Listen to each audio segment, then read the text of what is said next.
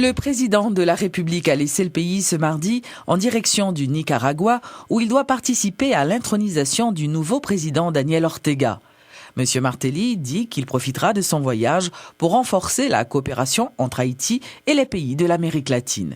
La coopération sud-sud, nous voulons renforcer la coopération ça, de telle sorte que Haïti a bénéficié de tout support, tout ça que l'IC a joint au niveau échange commercial, culturel, des choses que nous découvrons par exemple.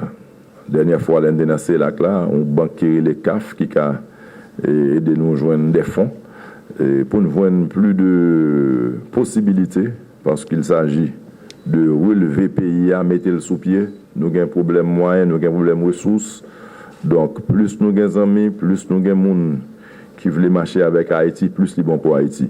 Présence répétée nous comme ça en Amérique latine, c'est parce que l'un allé nous parlons fois avec ou oui, non mais nous pour nous demander, nous avons développé des relations parce que c'est à travers de bonnes relations humaines, des relations cordiales que confiance l'a établie, que amour l'a établi et que mon a senti le plus confortable pour lui travailler avec.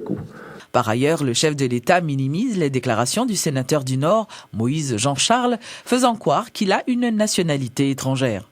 Partenaire fait des musiques côté me dit el unico italiano que tenemos aquí en Haïti. J'ai besoin de faire des musiques là et puis monsieur dit c'est italien. Posez. Nous poser n'a pas avancé. Nous-mêmes, c'est petit monde n'a pas l'école. C'est développement. C'est bailler tout le monde accès à la santé. C'est mettre sécurité dans le pays, à combattre et tout fléau, tout sac mal qu'a vu dans le pays, c'est renforcer les institutions. Souvent, nous réalisons que le système qui était mis en place là, à côté que nous avons dit, malgré nous avons près de 8 mois au pouvoir, nous n'avons pas de contrôle sur tout appareil de l'État. Mais nous travaillons. Et nous sommes contents de travail que nous avons fait. Et la population senti la confiance, la population senti que une équipe qui a pensé à eux. Nous voulons relancer l'agriculture, nous voulons créer des emplois, nous voulons continuer à retirer mon abattante. Rappelons que l'élu du Nord affirme qu'il a des preuves confirmant que le président de la République, 2 de ses ministres ainsi qu'un secrétaire d'État détiennent une nationalité étrangère. Le parti Fusion des sociodémocrates haïtiens s'est dit préoccupé face à la détérioration du climat politique.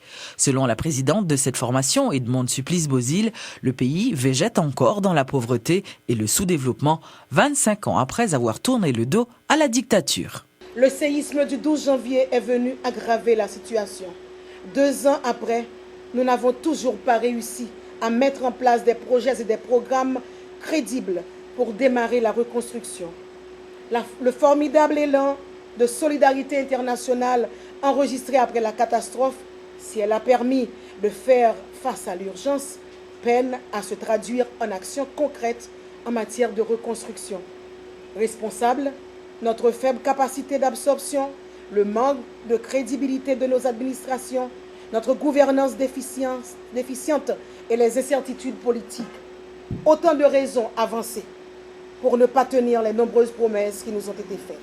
Des contacts établis montrent que tous les acteurs, en des termes différents, croient indispensable ce chita tandé national. Qu'il s'agisse de l'exécutif, qu'il s'agisse de la présidence et du gouvernement, du Parlement, de la communauté internationale, des églises, tous ont d'une manière ou d'une autre souscrit à cette idée. Même si méfiance aidant, chacun y met son propre contenu et ses propres limites. En tout état de cause, une telle démarche doit être une affaire strictement haïtienne, même si nous pouvons, si nous le jugeons nécessaire, solliciter des nations sœurs de venir partager avec nous leurs expériences. Signature ce mardi d'un accord entre l'Union européenne et le gouvernement haïtien dans le but de reconstruire certains quartiers sérieusement endommagés par le tremblement de terre. Le programme d'appui à la reconstruction et à l'aménagement des quartiers pour faciliter le retour des sans-abri dans leur quartier d'origine d'un montant de 33 millions d'euros se concentrera sur la réhabilitation de secteurs prioritaires à Port-au-Prince, lourdement affectés par le séisme et permettra notamment la reconstruction de près de 11 000 logements endommagés. Suivez les propos du Premier ministre Gary Conille et ceux du chargé d'affaires de l'Union européenne en Haïti, Carlo De Filippi. Il pourra non seulement permettre reconstruction et amélioration de logement, mais surtout, il son projet qui est tout à fait intégré, qui pas seulement reconstruction là, mais tout comment nous pourrons l'améliorer fond quartier, ça veut dire investissement dans l'infrastructure, investissement dans l'eau, investissement même dans place pour que qualité de vie dans quartier ça soit améliorée. Nous sommes là, son projet de plus de 33 millions d'euros, donc son projet d'importance, qui pourra affecter plus de 11 000 familles haïtiennes.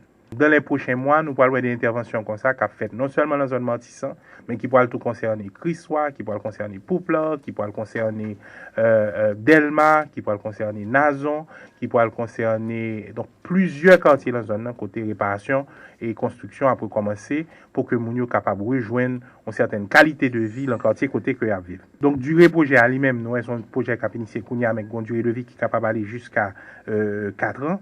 Et ça permet de nous commencer à penser les blessures ou réparer les dégâts côté que nous connaissons, que tu as plus que 105 000 cailles qui détruisent après tremblement de terre. Ce projet permettra également la réalisation d'aménagements et d'infrastructures urbaines, espaces publics, zones d'accès au commerce et aux services, réseaux routiers, la mise en place de certains services de base, accès à l'eau potable, assainissement, accès à l'électricité, et sociaux, santé, éducation, formation.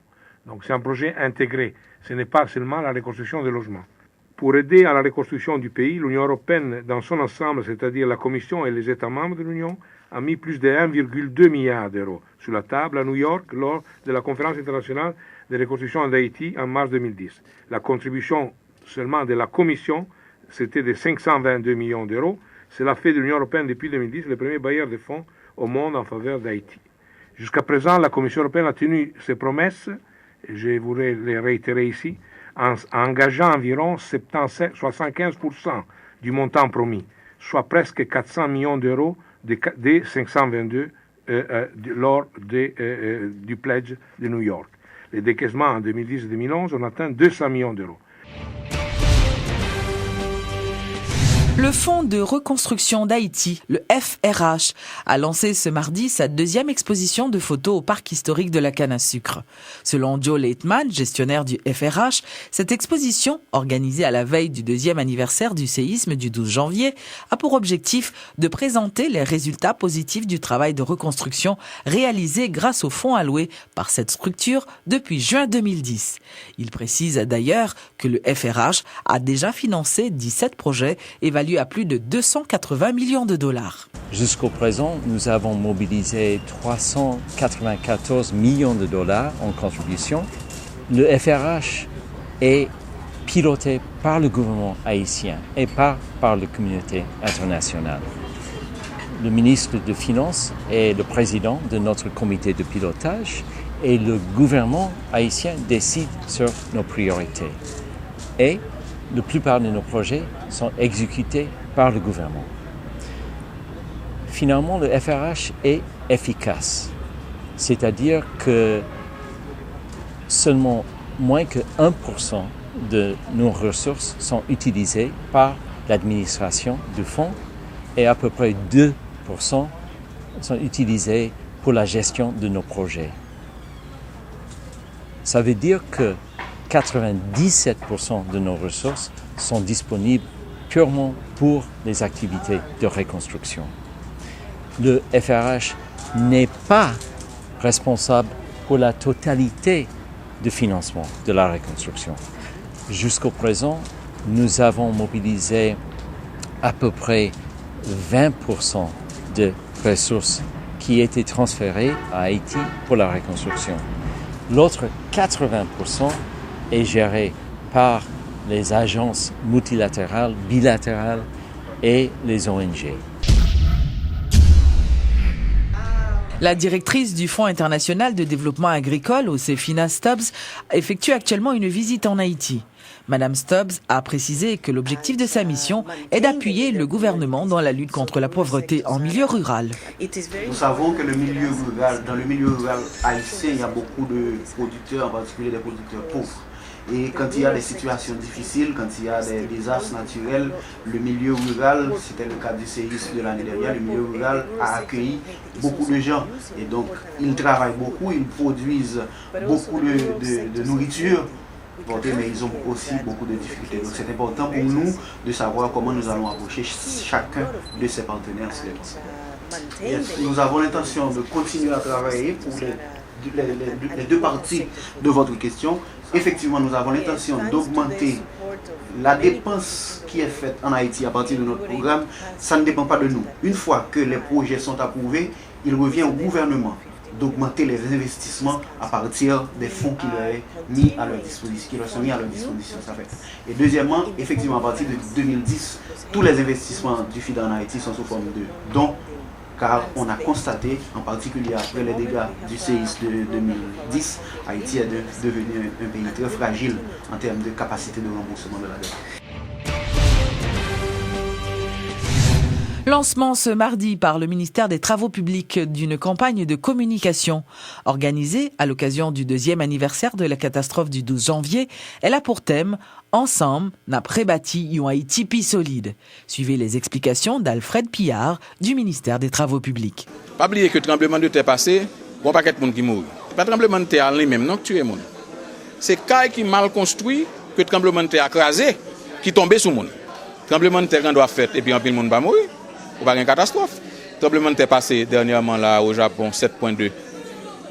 Dernièrement là, pas de monde qui mourit non.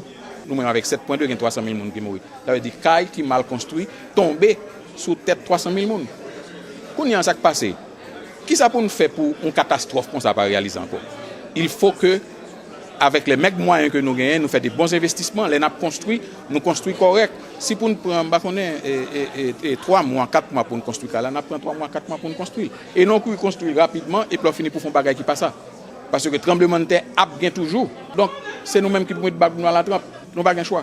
Et pour nous faire ça, son green barrière pour nous faire, c'est pour nous travailler, c'est pour nous faire des bonnes constructions. Pour faire des bonnes constructions, qu'ils ont besoin. Ou besoin de gens qui fait travail, qui construit très bien, c'est-à-dire bon maçon, bon ferrailleur, bon charpentier, etc. Et pour besoin d'utiliser bons matériaux. Si vous avez 2 ça, vous avez des cailles qui sont capables de résister à tremblement de terre.